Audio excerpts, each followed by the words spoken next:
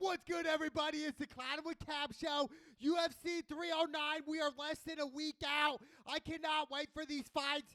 Shout out to the GOAT, Jon Jones. We get to see him again. He's the greatest UFC fighter of all time. He's never lost. And what's crazy about Jon Jones, the one loss that he did have was an illegal 12-6 elbow. They just legalized that in the UFC. You're allowed to use 12-6 elbows. So technically, Jon Jones is undefeated, never lost in his UFC career, the youngest champion ever in UFC history at age 23. I mean, Jon Jones literally is that guy, and he's even saying, look, after he runs through Stipe this weekend, he's probably going to fight Alex Pereira.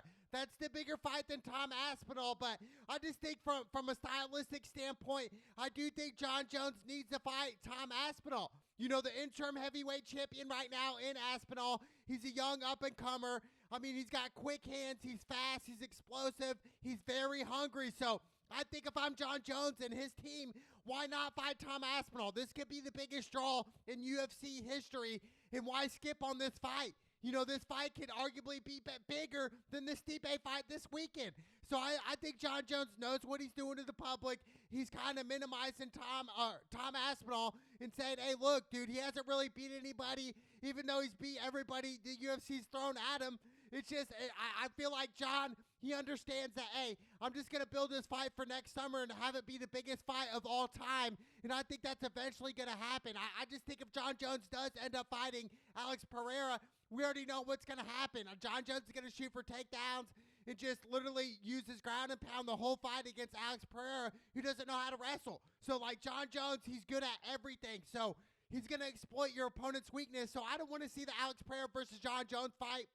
I think that's a fight not to make.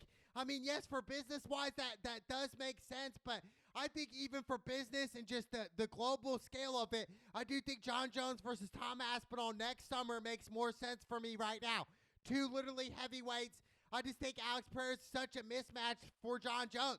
Jon Jones is literally just, he's going to maul Alex Pereira. So, like, that's how the fight's going to go. It's going to be like a fight versus Khabib versus Conor McGregor.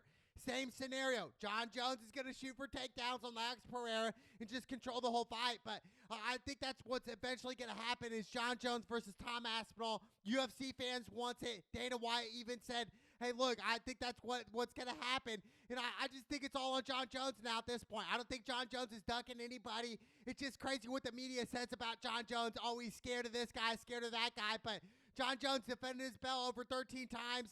He's a champion. He's been a champion since the age of 23. He's 37 now. He's been at the top over a decade, about 15 years on top. So I just think for Jon Jones, it's his world, and whatever he wants to do, that's what he's going to do. And that's what Dana White and the leverage that Jon Jones has to create and say, hey, I don't want to fight Aspinall. I want to fight Alex Pereira, the money fight. That makes more sense for me, and that's what could absolutely happen next summer. So it's going to be interesting to see, but obviously this weekend I'm going Jon Jones. He's going to run right through Stipe. Stipe hasn't fought since 2021, and that was against Francis Ngannou when he got knocked out. He did beat Francis the first time they fought. He beat DC a couple times, but looking at Stipe, 3 years ago, and getting slumped against, Francis Ngannou, who's not in the UFC anymore, who's in the PFL, it's just not a good look, and I can see why Jon Jones is doing this, because really, honestly, it's an easy fight for Jon Jones. I think Jon Jones is better at everything than Stipe, except punching power. I will give Stipe the edge of just overhand right, going to knock you out. More punching power for Stipe over Jon Jones, but when it comes to mixed martial arts, everything, leg kicks, oblique kicks, elbows, takedowns, that's Jon Jones. So I'm going Jon Jones this weekend, either by submission or knockout. I don't think it's going to go the distance. So either go submission or knockout Jon Jones this weekend over Stipe. That's going to hit. I'm telling you right now, the absolute best bet is Jon Jones money line, which you're not going to get the best odds. But right now, Jon Jones is either going to win by submission or knockout. I don't see it going by decision. I think Jon Jones dominates this fight from start to finish. And I think it's going to be cut short. I think Jon Jones is going to finish Stipe inside 3 rounds this weekend. Yes, I know. And I hate to do it. I'd love to see a 5-round war. But I just think Jon Jones is too much. He's too ahead of his time. Jon Jones, literally, man, I mean, he's the GOAT. He's the GOAT for a reason. He's going to show you why he's just a step or two ahead of Stipe and everybody else in the UFC. I can't wait. So John Jones going to handle business this weekend. He's either going to fight Tom Aspinall or Alex Pereira next summer and be the biggest fight in history of UFC. That's what's going to happen. Shout out to John Jones, the GOAT. Let's go. Bah! Yeah! And then we got Charles Oliveira versus Michael Chandler. This is a rematch from 2021. This fight was epic. It was back and forth in the first round. We look at Chandler. Chandler had a couple opportunities to finish Charles Oliveira in this fight. It just came up short. Second round, Charles caught him and ended up knocking out Michael Chandler in the second round. But, we go back to the first round. Charles Oliveira did have some success. Had Michael Chandler on the ground, on his back. Michael Chandler reversed it. Ended up getting out of it, which was crazy how Michael Chandler did that, how explosive he is. Then he had Charles on the ground and literally could have used ground and pound, but he got in guard. I think that was a mistake for Michael Chandler. When you have somebody hurt and he's on the ground and you want to get on top of him, you just rain down punches. Don't get in his guard where he can hold on to you and recover quickly. You just don't do that. I think the fight IQ was against Michael Chandler in this fight 3 years ago. So I just think right now Michael Chandler and Charles Oliveira elevated their game. Charles Oliveira just fought in April at 300. He lost to Armand, even though I thought he won round 1 and round 3. Armand got round 2, but it's what it is. But Charles Oliveira's been active. He's been in this flow right now. So obviously I'm going to advantage Charles Oliveira over Michael Chandler. When I say that, I'm saying fight IQ, I like Charles Oliveira. The smarts, just technical wise, I like Charles Oliveira. Now, however, Michael Chandler's been off for 2.5 years now. This is his time to say, hey, I was going to fight Conor McGregor. I was waiting on that money fight. It did not come to fruition. It fell through. But right now, Michael Chandler, man, he has an opportunity here to say, hey, I'm going to learn from my loss. I'm going to capitalize against Charles Oliveira, become the number 110 contender at 155, and get a shot at the title. How else could you not want it if you're Michael Chandler?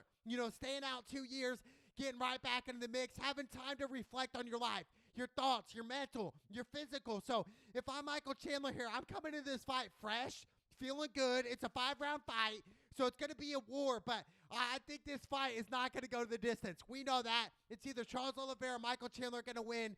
It's either going to be submission, Charles Oliveira, or knockout, same thing as he did the first time, or Michael Chandler by knockout. It's not going to go the full 5 rounds. I don't think so. I think both men are going to be exhausted by round 3 or 4 if it makes it that round. So, I just think this is going to be a war. It's going to be a back and forth, just like it was back in 2021. I mean, it was back and forth. Michael Chandler had his opportunities, did not capitalize on the mistakes that were presented to him in this fight against Charles Oliveira. And Charles Oliveira capitalized, stayed alive in the first round to knock Michael Chandler out in the second round. So I think this fight could be honestly the fight of the night on this card. We look at UFC 309. Yes, it's some big names like John Jones, Bo Nickel, up-and-comer. But right now, Charles Oliveira versus Michael Chandler is going to be fight of the night on this card. Mark my words, in Madison Square Garden. Such a big venue. So much historic events happen in Madison Square Garden where UFC 309 is going to be another great success there with Dana White and company. It's going to be amazing. But I'm telling you right now, Charles Oliveira, Michael Chandler is going to be fight of the night. It's going to be exciting, going to be fireworks. Literally, in the first round, we're going to see some bombs thrown from Charles and Michael Chandler. It's going to be interesting. If I'm Michael Chandler, been off for so long, you might need to shoot for takedowns against Charles Oliveira, which seems dangerous, right? Charles Oliveira has the most submissions in UFC history, but I'm just saying controlling the fight. To win the fight, if you're Michael Chandler, you got to go by any means necessary, by having takedowns, early in the fight, utilizing your ground and pound without getting submitted, and just winning the fight. That's what you're going to have to do if you're Michael Chandler. You're going to have to mix it up here. So, different strikes, different leg kicks, different techniques. But we know Charles Oliveira, he's such a smart fighter where he's going to throw leg kicks himself. Even in the Michael Chandler first fight, he threw a lot of leg kicks to his lead leg, Michael Chandler, which really slowed down Michael Chandler. So watch out for that as well. Charles Oliveira is going to throw the leg kicks at Michael Chandler to slow him down, to slow his his explosiveness, his athletic ability, everything that Michael Chandler presents. But I think this is going to be an epic fight, man. I can't wait. I'm leaning more towards Charles right now. but I'd love to see Michael Chandler get that knockout in against Charles Oliveira, man, and make it a round 3 fight, sometime next year. I cannot wait.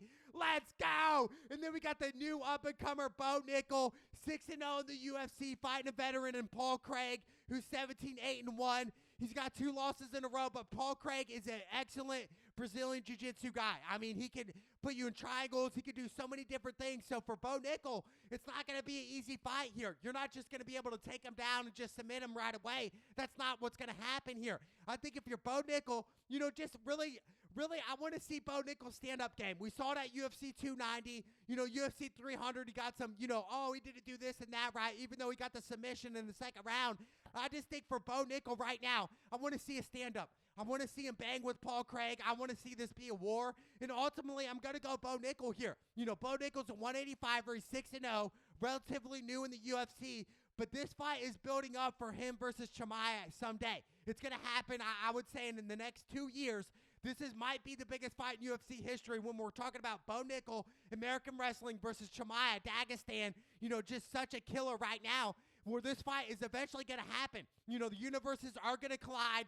Bo Nickel versus Chimaev in 2 years is going to be, honestly, the biggest fight, maybe bigger than Conor McGregor versus Khabib Nurmagomedov. That's the capability of this fight, the magnitude of how this can continue in 2 years from now. Bo Nickel still has a lot to work on, but as far as I'm concerned, Bo Nickel's ready, man. When I first saw Bo Nickel fight on I think it was Dana White's Contender Series, I was like, this dude is something else, man. He fights similar to Chimaev, shoots for takedowns, just explosive, just ahead, light years ahead on the wrestling department in MMA, where he's gonna take you down, submit you, ground and pound. He's gonna do what he wants. And I can't wait, man. I think Bo Nickel versus Chimaev is the fight to make in the future, and I can't wait. So I'm going to go Bo either by submission or knockout. I think he's going to handle Paul Craig. I think it's going to be a pure dominance from Bo Nickel from start to finish. However long this fight's going to last, I think Bo Nickel's going to finish this fight by submission or knockout, and Bo Nickel's going to continue to climb the ranks and eventually fight a top 5 guy, get in the top 5, and then make his way to Chimaev. I cannot wait, man. And the UFC's building this up. They're building this up. Same thing with Chimaev. When Chimaev first started, back in 2020, they were building him up. Same thing with Bo Nickel. He got in a couple years ago, literally in 2021, and literally now he's at the top. He's finding his way up to the top to fight Chimaev, man. I can't wait. That's the fight to make in the future. Bo Nickel versus Chimaev. I can't wait for that, but I love Bo Nickel over Paul Craig in this UFC 309, man. I cannot wait. The main event, Jon Jones, the GOAT versus Stipe. I can't wait, man. Jon Jones is going to win. And then the biggest question of this fight is what's going to happen next with Jon Jones? That's the biggest question out of all this at UFC 309. What is Jon Jones going to do next? Is he going to retire? No. Jon Jones is not going to retire. Here's why. Because Jon Jones understands that, hey, even with 2 fights left or 1 fight left, it's a money fight. And whether I fight Tom Aspinall or Alex Pereira, it's going to be a money fight regardless. It's going to be a huge pay-per-view event regardless. So I just think Jon Jones understands, hey, I probably got 2 fights left on my whole career. What a career it was for Jon Jones, youngest champion at age 23, all the way up to this moment right now. Jon Jones will fight in 2025. It just depends who he's going to fight. I don't know. It's just either or. It's either going to be Alex Pereira or Tom Aspinall. And I do think it should be Tom Aspinall. Tom Aspinall is the bigger heavyweight. He's the natural heavyweight. We look at Alex Pereira. He's not a natural heavyweight. Alex Pereira was once fighting at 185. Like, that's crazy, right? Cutting all that weight to 185. Now he's at 205. Probably comes into the weight about 225, 230 come fight night at light heavyweight. So Alex Pereira can do it, but it's just such a mismatch versus Jon Jones. We're talking Jon Jones is good everywhere. Stand-up, leg kicks, kickboxing, wrestling, everything. So I just think Jon Jones is such an unfair fight versus Alex Pereira, where he's just going to dominate Alex Pereira from start to finish. Put him up against the cage, get him on the ground, do whatever he wants. I just think the more exciting fight for me and for UFC fans around the world is Jon Jones versus Tom Aspinall. This fight needs to happen. It needs to happen next year. International Fight Week in the summer, June or July. This fight needs to happen. And I think the UFC is building this fight up for it to happen. Tom Aspinall is going to be there at the Madison Square Garden. There's going to be some chirping going on, and I can't wait. So I like Jon Jones, Charles Oliveira, Bo Nickel, Chris Weidman in a 4-legger this weekend at UFC 309. You heard it from Cap, no Cap.